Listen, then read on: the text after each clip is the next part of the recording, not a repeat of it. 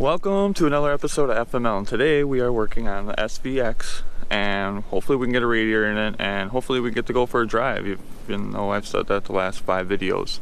So I'm gonna go get a coat on. It is colder out here than I thought, and let's get working.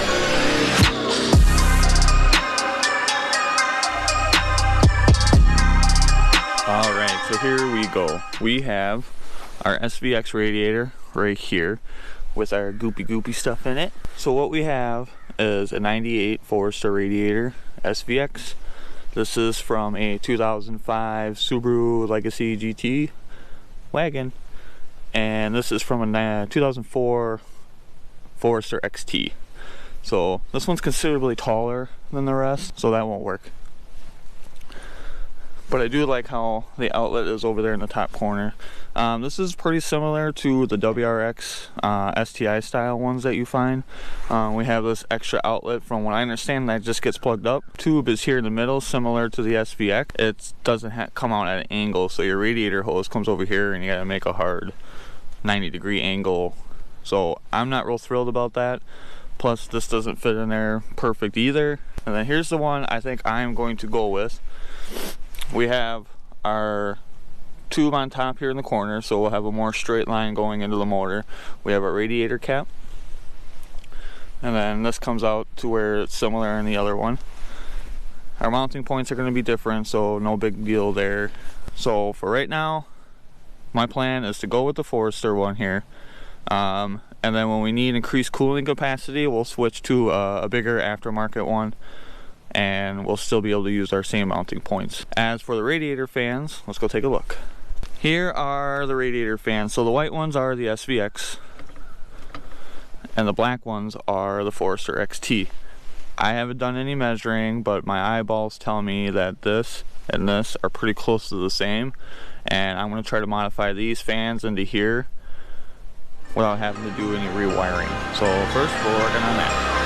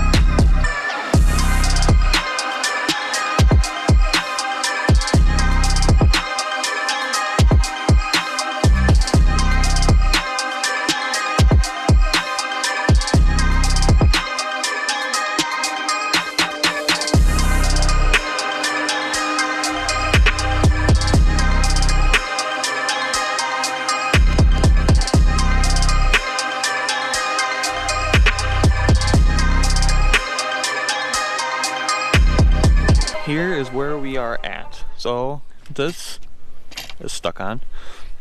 This is the modified Forrester bracket to fit the motor assembly from the SVX. This took a little bit more modifying than I thought. If I had a Dremel, I could be a little more precise about things, but I don't have one. I should buy one. So what ended up happening was I just took out some material here, and realistically I would rather keep some of the structural part here and here and here, but I wasn't able to do that. I might fill up some of these holes up with epoxy just to keep it a little bit stronger. I feel like over time this will crack, or I'm just gonna leave it and see what happens. So yep, we just took off some plastic here, and I think everything's pretty well centered. It fits well. I gotta rotate this, and I also gotta make sure the fans are on the right side. So now I'm gonna go work on the other bracket and see what we got. Alright, so I have my 2 fans mounted, and then here is our grinding points that I took out in the plastic. Again, if you have a Dremel, this would turn out a lot better. I was waiting for a phone call, so I couldn't do much grinding on the second fan, so I did a little bit of cutting down here, so I got this bracket removed and this bracket removed. I think I got to take a little bit off here on the edges so I can go down a little bit more. And I made some templates of the top and got some pieces cut out rough. Another issue that I am seeing is that my radiator is going to hang down lower, so that's going to present a problem with A, that, and B, snow. Snow is going to hit my radiator and crack it promptly. So I have another sheet of aluminum that I bought for a Forrester project, and I think I'll make some aluminum under tray here to help cover that up. So I have my first upper bracket done. I gotta go out and get a bigger stepper drill and get this hole out bigger. Otherwise this one's done. Then I'm gonna work on this one. While I'm out though, I'm gonna grab some radiator hoses, different ones, so I can get one that fits the best. And then we'll start working on the bottom ones, and I should probably grab some self tappers. I think that's the route I'm gonna go for the bottom. I was hoping there would be some holes there for me to tap into, but no dice. So I'll probably do three, and then, you know, be 2 and then 1, and that should be enough to hold the radiator. I got thicker gauge aluminum for the bottom bracket, so yeah, we're gonna go that route. So first I gotta take care of some stuff and get some parts. I need to look for my suction cup thing so you guys can see me for the drive. That probably won't happen today. Here we are on this frosty morning.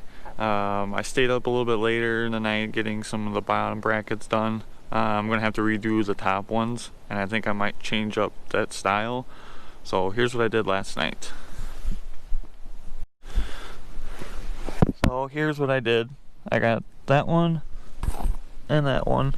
Just drilled a hole, and then we got 2 stainless steel sheet metal screws going into there, or self tappers if you will. Again, this is hanging down quite a bit lower than I would like, so what I'm going to do is build some kind of plate here later on, but first I want to get it running. As for the top, I had made this bracket to utilize the bolt holes that are already here. They kind of look weird. I don't know if I'm going to go this route. I'm kind of thinking of just doing a straight piece, bending it, getting it on here, and then just do self tappers. I think we got room underneath there for the self tappers. Again, same thing for right here. Unfortunately, we're gonna have to cover up the Subaru sticker, and darn. And then for the radiator hose, I have a radiator hose from a 98 Forrester, and I cut about this much off. I think that's gonna work out pretty good right here, like so. And then for the bottom, I don't know where the bottom is. As for the bottom, this is from a 98 Legacy, I believe. It should go something like this on the bottom. I don't know. I feel like we're gonna have a angle here that I'm not gonna like. Yeah, I don't really want to use those flex hoses, but we'll see how much I can get away with this one. But for now, I'm going to work on these brackets here, and like I said, I'm just gonna build straight pieces here. I'm done trying to mold and twist. It's kind of hard to bend this metal, and I don't have a vise or anything like that, so if you have the proper tools, you can make this look pretty good. So let's keep working. All right, update time. So I got my top brackets all put together. I'm pretty happy with the fitment of the 98 Forrester upper radiator hose. I just again trimmed off. I probably could have trimmed off a little bit more, but I think I'm pretty happy with that fitment. We got our hose. I had to reroute it this way. Here we go. I had to reroute it this way. Normally it goes along here and then over there. So is what it is. I'm hoping I'm not going to have any issues with this radiator sitting lower, but I guess we'll find out. So underneath here, I tried the 98 98 or 99, something like that, whatever. Let's go with 98 Legacy, the 2.5 blower radiator hose, and it just, I couldn't get that angle, so I'm gonna go to the parts store and pick up a flexible hose, so hopefully I can make this bend without putting too much pressure on stuff and whatnot. So here we go to the parts store again. All right, we have everything buttoned up. We got everything done here. Now, please keep in mind, what you're about to see next is just temporary. So I'm gonna get new hoses for this so it looks a little bit better. I zip tied a cooler, external cooler, to the fan shroud here, so this was temporary. But yeah, I ended up using a flex hose, 15 3/4, I believe, something to that effect. So it's a really tight fit. I don't care for how that goes, but it is what it is, and we need to drive this thing. I've already started putting coolant in it, so I'm gonna go start it up and get some fluid going through this thing. So it sounds like our whining noise was the AC compressor, because we don't have it anymore. So that's good, because I didn't want to buy an alternator, yo. See if we got any leaks. Nothing. So I went for a quick drive, and it seems like the motor's up to temp, and it's nice and toasty up here. Feels like there's quite a bit of pressure though. The bottom of the radiator is cold. I'm just now getting some heat to the heater core, but it's still not very hot. So I'm willing to bet that I have a stuck thermostat. Could have been why the original radiator broke in the first place. I guess I'm gonna go see if I can find a thermostat, which probably doesn't exist knowing my luck. On that note, I am going to call it a day. I'm gonna call it a wrap with this. I got a lot of stuff I need to put away. Subaru parts everywhere. I'm gonna go inside, look for a thermostat, and have a cocktail. So far, it seems like the radiator is working and there's no issues with it. So if you really want to overcomplicate it, do this swap.